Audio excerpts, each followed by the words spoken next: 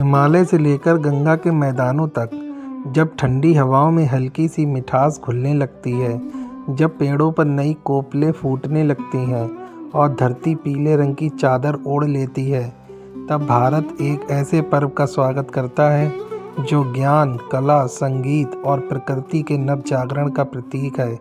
यह पर्व है बसंत पंचमी। बसंत पंचमी सिर्फ एक त्यौहार नहीं, यह वह दिन है जब सृष्टि ने पहली बार आवाज़ सुनी, जब शब्दों ने जन्म लिया और जब ज्ञान ने रूप धारण किया। आज की इस डॉक्यूमेंट्री में हम जानेंगे बसंत पंचमी क्यों मनाई जाती है, माँ सरस्वती का अवतरण कैसे हुआ, इसके पीछे छुपी पौराणिक कथाएं, कृषि, ऋतु और विज्ञान से इसका संबंध और आज के समय में इसका महत्व। पंचमी हिंदू पंचांग के अनुसार माह मास के शुक्ल पक्ष की पंचमी तिथि को मनाई जाती है।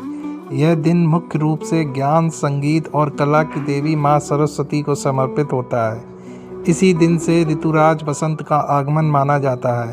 भारत में यह पर्व अलग अलग नामों और परंपराओं के साथ उत्तर से दक्षिण और पूरब से पश्चिम तक मनाया जाता है।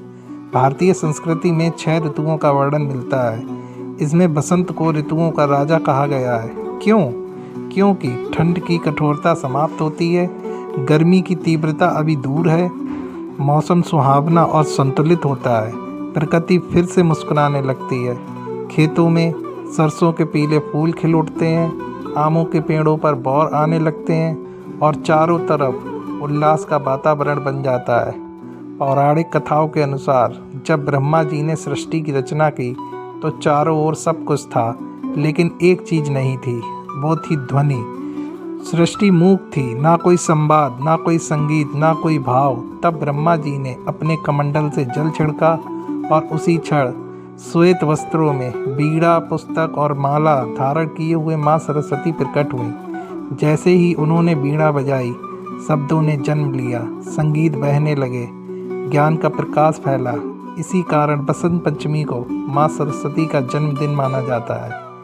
माँ सरस्वती ज्ञान की देवी, वाणी की देवी, संगीत और कला की अधिष्ठात्री देवी हैं। इस दिन बच्चे पहली बार अक्षर ज्ञान लेते हैं, विद्यार्थी और कलाकार पूजा करते हैं, पुस्तकों, वाद्य यंत्रों और कलम की पूजा होती है। पीला रंग ज्ञान, ऊर्जा और सकारात्मकता का प्रतीक माना जाता है। बसंत पंचमी केवल धार्मिक पर्व नहीं, बल्कि कृषि से भी गहराई से जुड़ा है। इसी समय रबी फसलें पकने लगती हैं, सरसों की फसल लहलहाती है, किसान अच्छे भविष्य की आशा करते हैं। पीले फूल समृद्धि और उर्वरता के प्रतीक हैं। श्री कृष्ण और सरस्वती कहा जाता है कि श्री कृष्ण ने माँ सरस्वती को वरदान दिया कि बसंत पंचमी के दिन पूरी दुनिया उनकी पूजा करेगी। इसी दिन भगवान राम ने सबरी के झूठे बेर खाए थे, जो भक्ति और प्रेम का प्रतीक है। कुछ क्षेत्रों में यह दिन प्रेम और सृजन का उत्सव माना जाता है, जहाँ कामदेव और रति की पूजा होती है। इसी समय मौसम संतुलित होता है, मन एकाग्र होता है, सीखने की क्षमता बढ़ती है। शायद इसी कारण ज्ञान और शिक्षा का पर्व इसी ऋतु में मनाया जाता है। आज भी स्कूलों में सरस्वती पूजा, पतंग उत्सव, सांस्कृतिक कार्यक्रम, पीले वस्त्रों की परंपरा, बसंत पंचमी भारतीय संस्कृति की जीवंतता को दर्शाती है। बसंत पंचमी सिर्फ एक पर्व नहीं, यह ज्ञान का उत्सव है, प्रकृति का पुनर्जन्म है और जीवन में संतुलन का संदेश है। जब हम माँ सरस्वती की पूजा करते हैं तो हम केवल देवी को नहीं, बल्कि ज्ञान, विवेक और सृजन को नमन करते हैं। भक्तों, इस वीडियो में दी गई जानकारी यदि आपके दिल को छू गई हो तो आप हमारी वीडियो को एक लाइक करें और कमेंट में लिखें जय माँ सरस्वती।